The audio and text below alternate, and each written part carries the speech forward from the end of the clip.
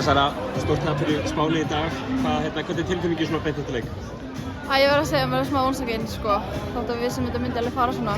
En ég held að myndi berjast aðeins meira en það eru brókslega góðar. Það er bara reynslu bankan.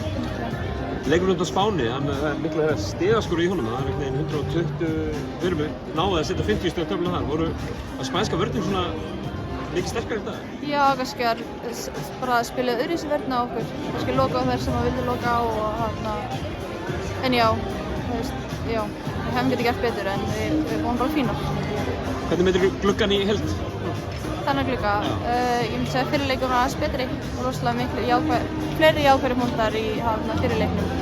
En líka fyrst aftur betra leið og svona en yfir heildina myndi ég segja að bara halda áfram og byggja á þetta eins og alltaf bara.